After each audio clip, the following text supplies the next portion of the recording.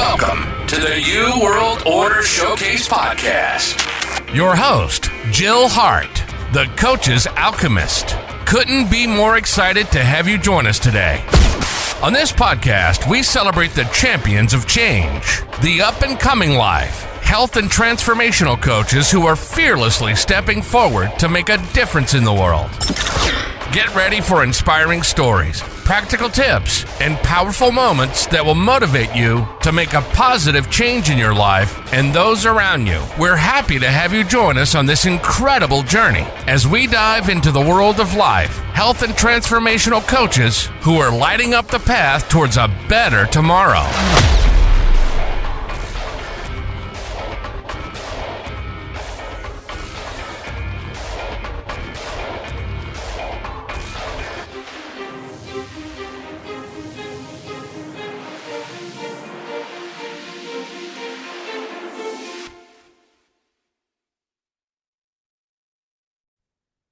Hi, and welcome to the New World Order Showcase Podcast. Today we have with us Kim Conway.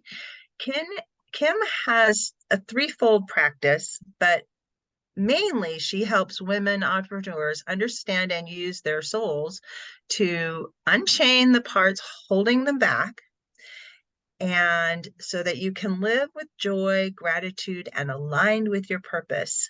She has some other things that she does that she's going to tell us about here in just a second. But welcome to the show, Kim. I'm so glad to have you here, and I'm so excited to learn about these other things that you're doing too, because they're kind of fun. Thank you so much. I'm really happy to be here too, and thank you for doing this. It's wonderful. Yeah, I'm really excited to learn about. Tell us about the three things that you do, as you started to tell me, and then I'm going to ask you about this one part of it that I'm really interested in. Okay. Yeah. So my background is actually a social worker.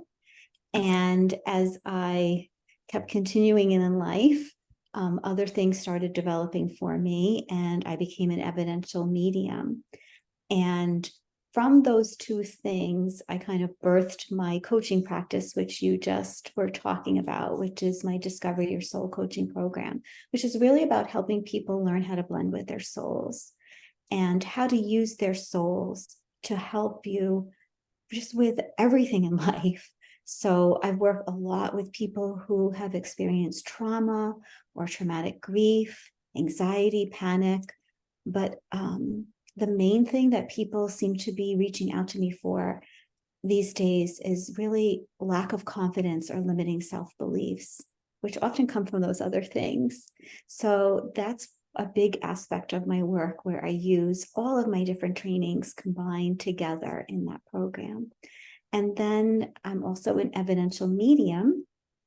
So I do offer readings. I'm also connected with another organization that's an amazing organization to get readings. It's called Very Soul. But as I progressed through my mediumship, I started noticing that there's so many adjustments that we have to make when we're developing our intuition and our mediumship abilities. It really kind of turns your life upside down. So I decided to use my social work skills and my coaching skills. And the main focus now is for me to mentor mediums through all those adjustments and the different personal healing and growth that needs to occur to strengthen the intuitive parts of them. And then the third thing is I have a membership community called the Soul Sanctuary, where we do different events to really help people feel closer to their soul, believe in themselves, and just feel supported. So those are my three main things. And that's a lot. Yeah, I know. But they're all very related. And Yes.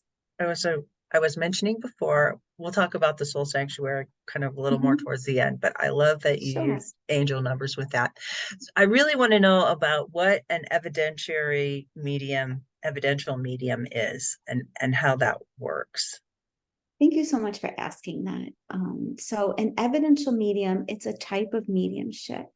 And basically what it means is if you had a reading from me, I am going to be giving you evidence from your loved ones in spirit, showing that they are still here.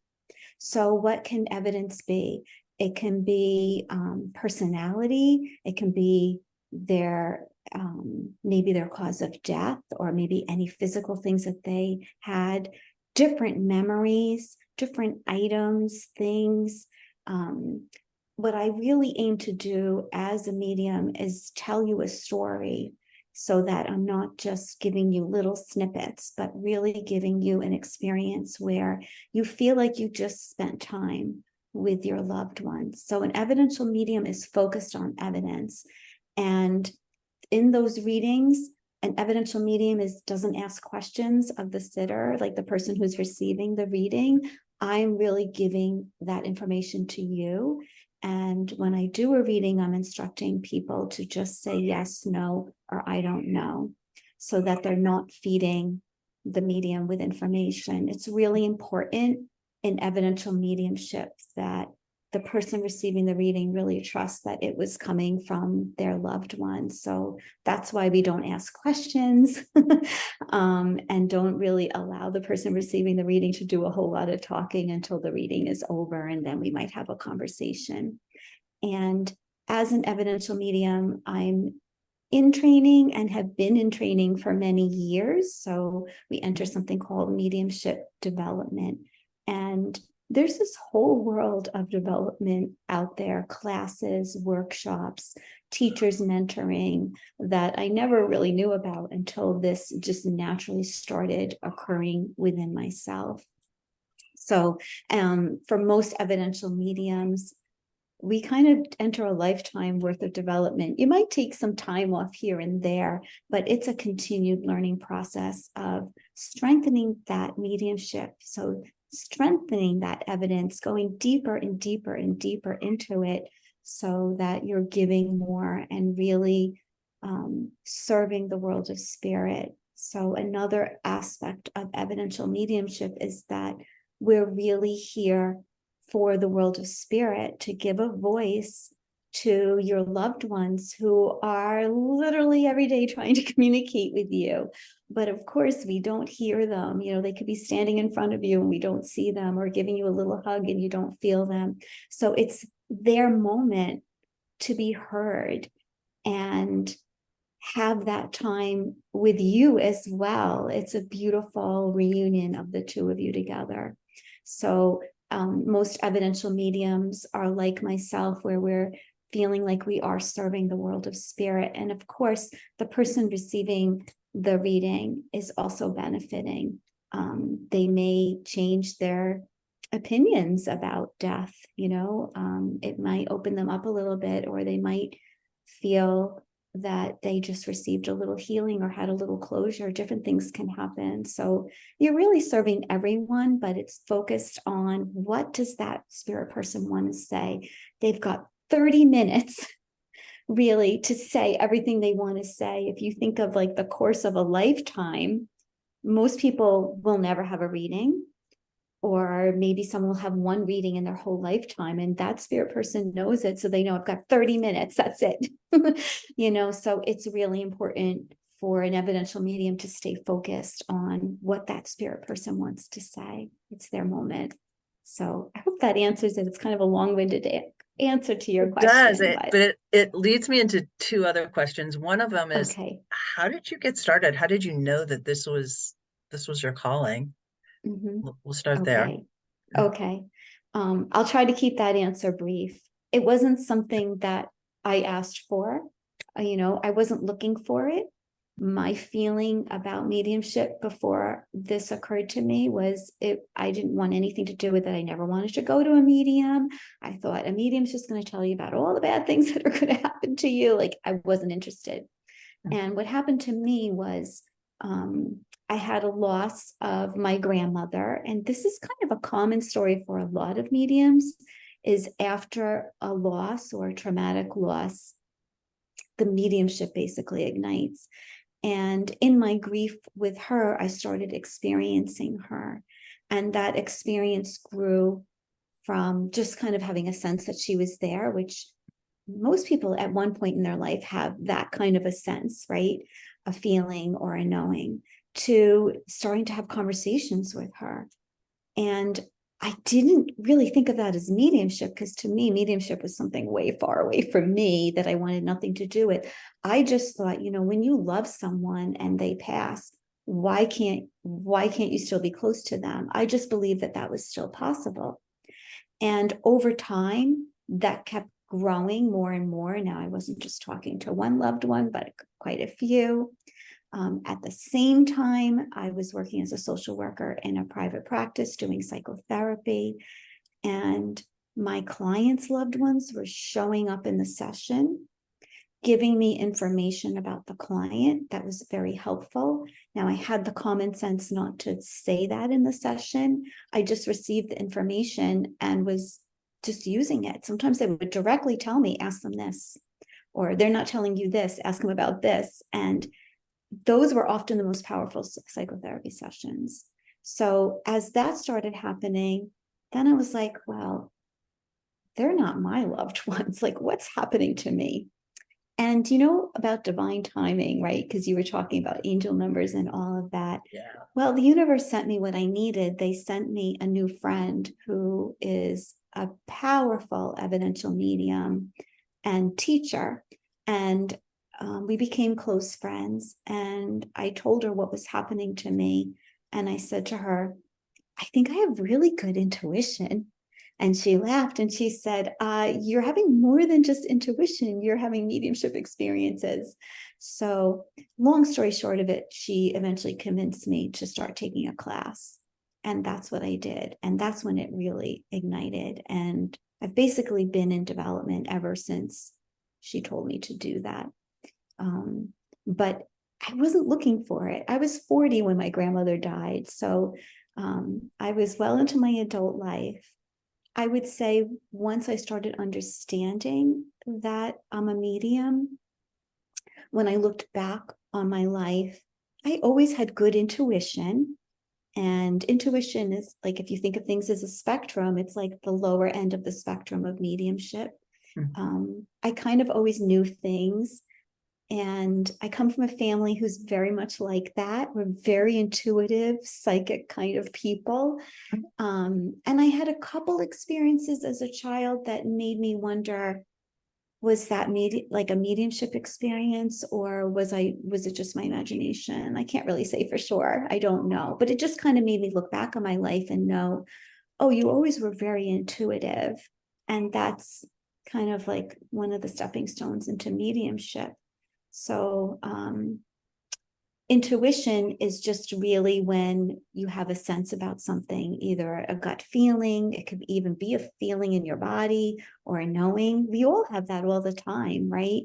And then intuitive is more, you can glean information about other people and the world around you. If you're doing readings, now you can actually give someone information and do a reading. And then mediumship is communicating with the world of spirit. For all of those things, we are using the same part of ourselves to get that information. So it's just really more of like a strengthening once you get to the mediumship. But it's all the same senses. It's natural to all of us. So I know a lot of people say I have the gift, or people will say, oh, they have spiritual gifts.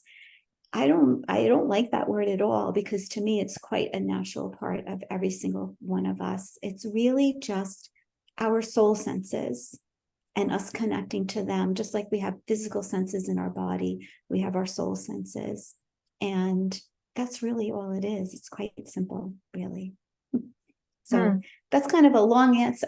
I tried to really shorten that answer to how I got into all this, but it just happened. It just ignited. And I know so many mediums, and so many have a very similar story to mine, and others really from the start of childhood were interacting with spirit.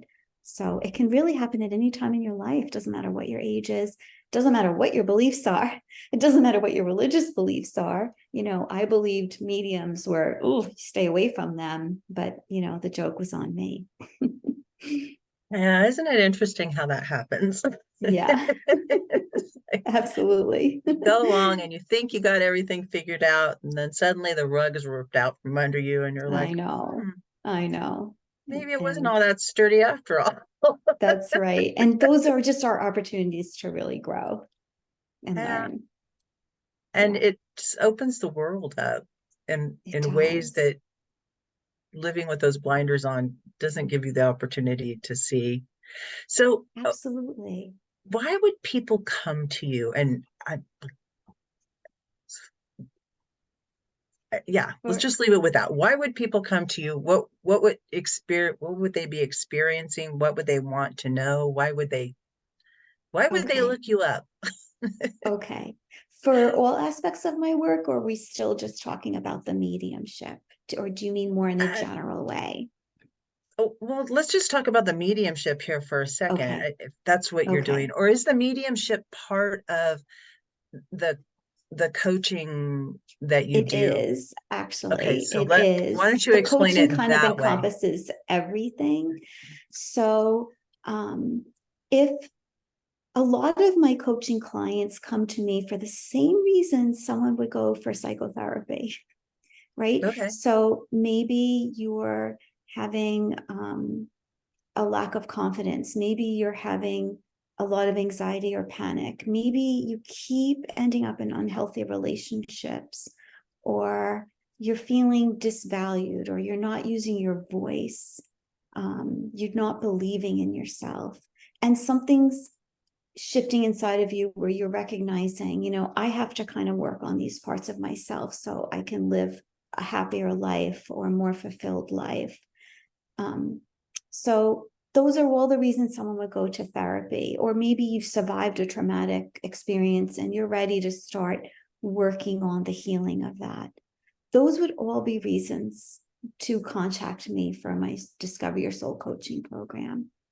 And in that program, the main thing that we're doing is I'm teaching you how to blend with your soul and use your soul for your own healing and growing.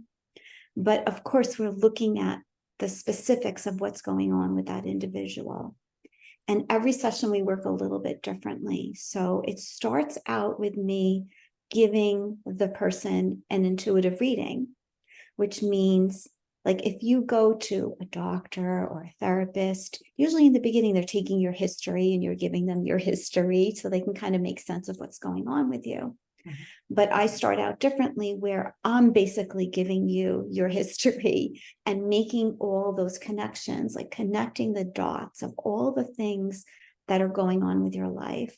And we identify in those readings the repetitive patterns in your life, the things that kind of keep happening.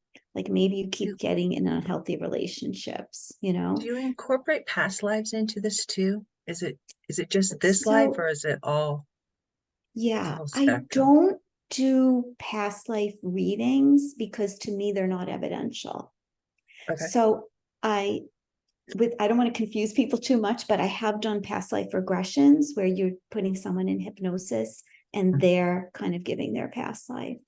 I stopped doing that just because I found that the people coming to me were so focused on the past life and not on this life. And I feel like this is the most Right. important This life is of all right now. And the we one we're can living make connections to a past life to better understand like our struggle in this life and do some healing. But staying focused there, I don't think really helps people very much. in. Mhm. And past life readings to me are not, you can't ever prove it as a medium, right? So I like to focus on things that are evidential. But I know there's like a whole world of like past life readings out there, and that's fine.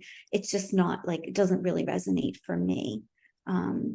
But if someone really needs to understand something from a past life, then I do something that involves hypnosis, where we're really talking to their higher self and being given the information to make those connections. Because, I mean, personally, I do believe that we live more than one life, even though I kind of don't want to live anymore. Like this feels like enough. But I do believe it's there, right? And so we have all this history.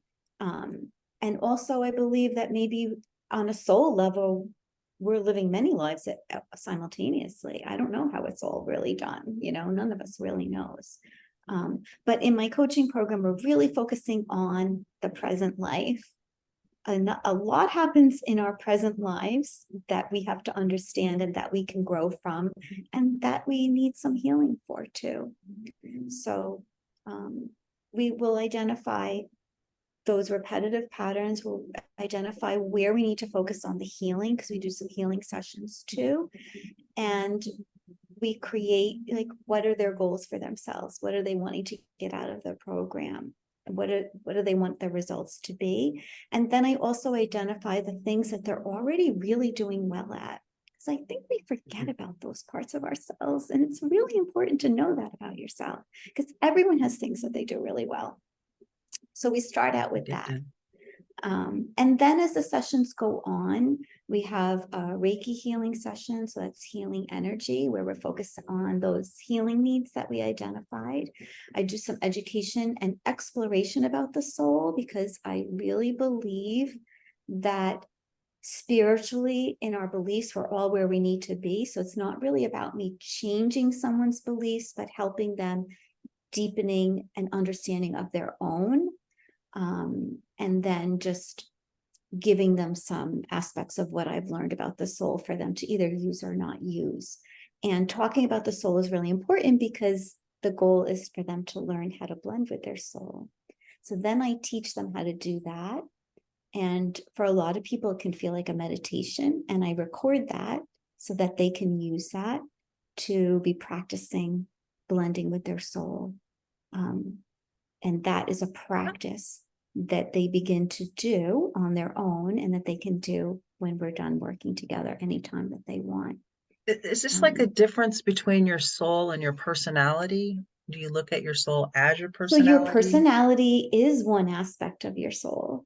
Okay. Because your soul will hold all of our personalities. So for instance, when I'm giving a mediumship reading, that spirit person still is showing me the personality that they had, right? It's one of the ways people can identify, oh yeah, I know that's my dad. That's exactly his personality, So it's one aspect of what is encompassed in our souls. Yes. Mm-hmm. Do you think personalities change as lives change? Or does the I think personality we kind of stay the same? grow. I think we grow. So, for instance, I'm actually an introvert, and I started off most of my life really shy. I don't feel so shy anymore, but being shy was an aspect of my personality. But I've worked really hard and grown a lot through that and overcome it. Am I still an introvert? Totally. But I can come on a podcast and talk. I can give inspirational talks. I can run my membership. I became comfortable, but like that's something that I had to grow into, but that aspect of my personality is still there. I still will have those times when I'm feeling shy. And I kind of treasure now my introvertedness. I don't know if that's a word, but I treasure that because by being an introvert, I feel like it helped me learn how to go within and connect to that deeper part of myself, because I focus there a lot. So yeah, I do think like the personality is always there, but you grow within it. Does that make sense? It does. So if you Yeah. had a couple cycles, you wouldn't maybe recognize the person the next time they came around. Like I don't think all people that pass stay there like indefinitely. I believe we like recycle through. Right. Yeah. And I would imagine, and correct me if I'm wrong, that the beings that you connect with on the other side are beings that are over there now, or here, are unseen here, but because if they were reincarnated, they wouldn't be there to talk to you. Is that So you're bringing up a really important, like huge thing. So So first of all, I call them spirit people because they're still people, right? They're coming through with their whole life history, including their personality.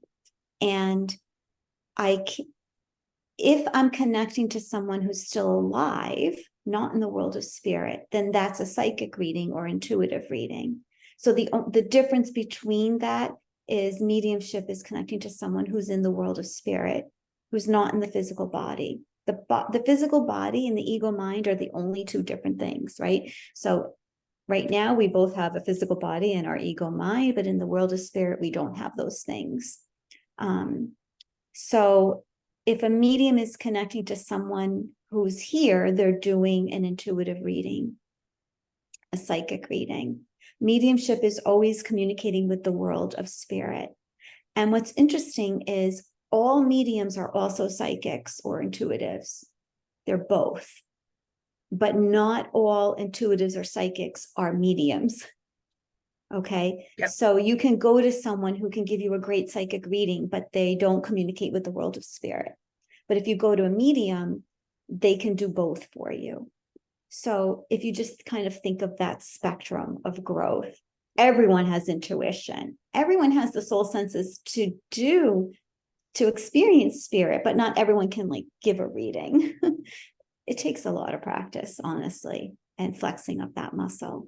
But when you're talking about like people coming back again for another life, my personal belief about that is it's not a quick turnaround. But I know there are a lot of religions where it is a quick turnaround. So this is just me talking about like what I believe.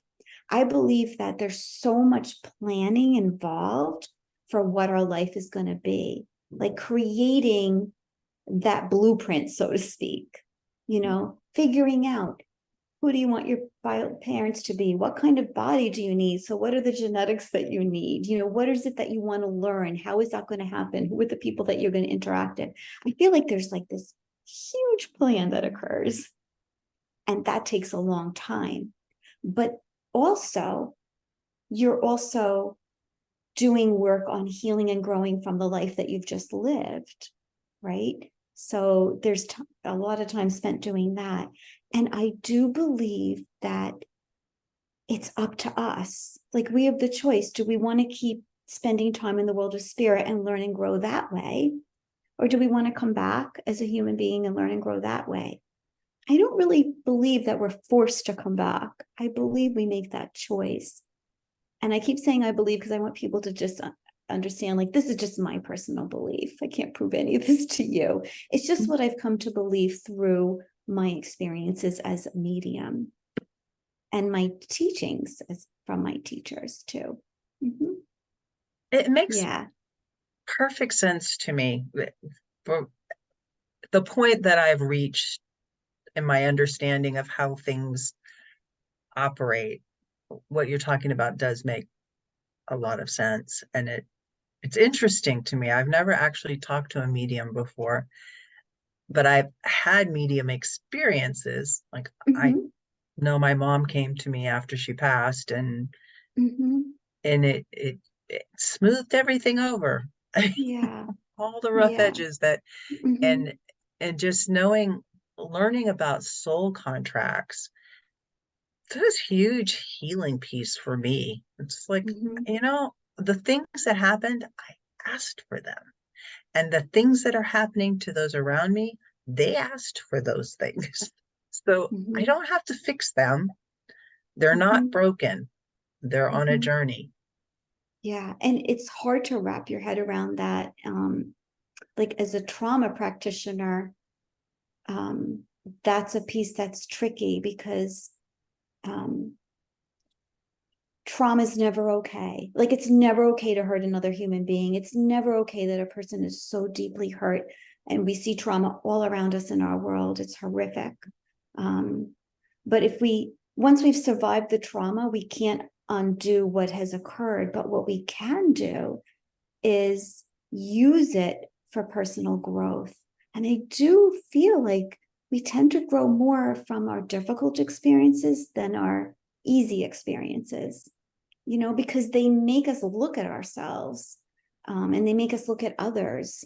And we have to work on forgiveness. We have to work on asking for forgiveness or being sorry. Like, there's so many things that come out of all of that we can use. But I want to make sure people understand, like, I don't think trauma is okay. I really don't.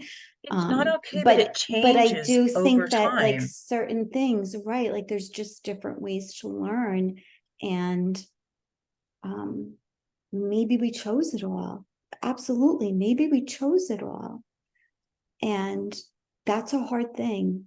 That's a hard thing to wrap your head around. It really is.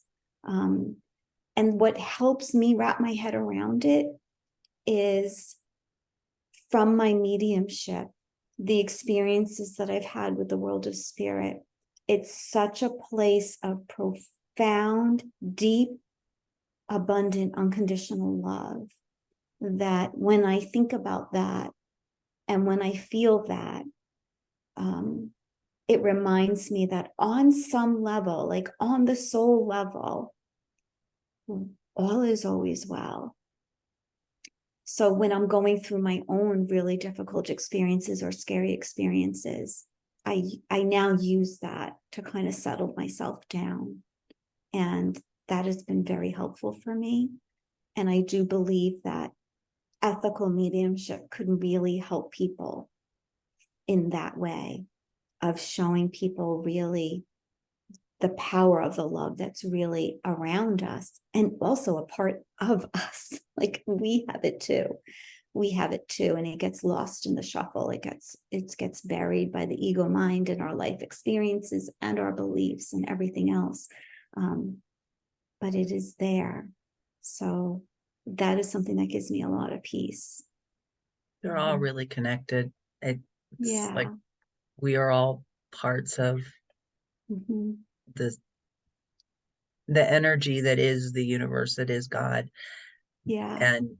And we are experiencing for it different aspects of experience, because it's all knowing and it is love, and that's all that it can't have external experiences without putting us out here detached to a certain extent, to have these experiences, to take them back.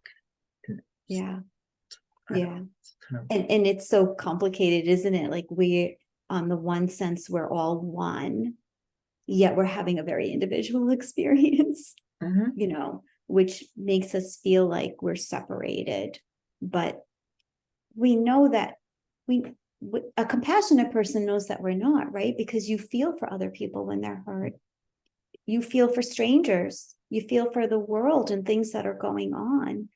And it can put you on the floor, right? It can really put you on the floor. And that's also a reminder of we are all connected. If one person is hurt, we're all hurt, So there is power in that, if used correctly. Changes, it causes change through the society of the world altogether. I mean, there was a time when it was, perfectly acceptable to burn people at the stake. I mean, that wasn't, it was awful and horrible, but it was not unacceptable. If it were unacceptable, it wouldn't have happened. It doesn't happen anymore, because it's like abhorrent to us, that idea. But there were societies that didn't think too much about it. They thought that was, perfectly acceptable thing to do.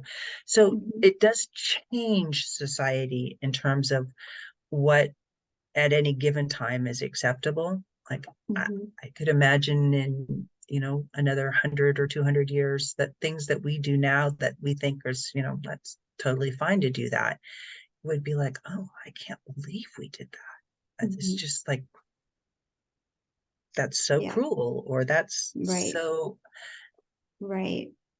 And that's a good point, because it's like a reminder of, like, how we are growing in humanity, right? To be more humane, well, really to be more spirit-led, right? Love-led. Mhm. When and we need that reminder when there's so many things going on that are horrific. But when you were talking, I was just thinking like how, a couple generations ago it was okay to spank your children, and now like you can't do that, right? So like even when we change in these little ways, it can help change us in bigger ways, right? So yeah, it was a good Yeah, example. Mm-hmm. yeah. And it makes the world better. I, Mm-hmm. you just move a little bit along. And I think conversations like this really help Yeah. open people's eyes to like the possibilities and the Mm-hmm. idea that, we are all connected and we are all in this together. And it is really each of our personal responsibilities to step up and step into the gifts that we're given and to research Mm-hmm. them. Mm-hmm. So you have the Soul Sanctuary with your angel Mm-hmm. number 1111. It's so affordable. So tell us a little bit about that and how people can find you and join your group and get in touch with you and work with you and all this Sure. stuff. Sure. So it's really my passion to help as many people as I can. And I never want someone to not be able to work with me for financial reasons. So I very specifically structured I do free things. So anyone can come, and then very, very low cost things compared to my coaching program. So the Soul Sanctuary is one of those low cost things. It's $11.11 a month. And the purpose of that is the same as everything I do, is to just help bring you closer to your heart and your soul and learn how to use it. So in the Soul Sanctuary, we have a private Facebook group where people can just interact. And I have 2 events that I do every month. They're on Zoom, so anyone can join, and I record them.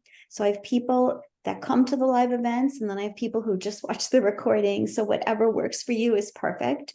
One event I call it the cafe. And the cafe, we take a topic. I do a little teaching about that topic, and we have some inspirational discussion. And then the second event is called a healing circle, which is usually related to whatever that topic is. And I run a healing circle. Each event is only an hour, so it's not really time consuming for people. So it's easy for people to catch up on the recordings too. And when you join, like from the start of your joining, those recordings are always available to you. So especially for the healing circles, a lot of times people go back and watch those repetitively because I might do like a deep meditation, or I might have been sending Reiki. So every time they watch it, they're getting a little Reiki, which I know sounds strange, but I believe it's real. Yeah. Because Once it people happens, email me it's with their out there. experiences that I'm like, oh, that's so fabulous. So it's always there for you. So it's a really easy way for someone to be able to work with me that feels like, well, your coaching program's too intense. I don't want to do all of that, or it's too costly, or I'm not a medium, but I want to work with you so I can do this. So that's the Soul Sanctuary. And everything is just on my website. It's very easy. Or people can just message me on Facebook and have a chat. It's very easy to get in touch with me. Mm-hmm. And we'll be sure and put the links in the show notes below. Mm-hmm. Is there one thing you want to leave the audience with today?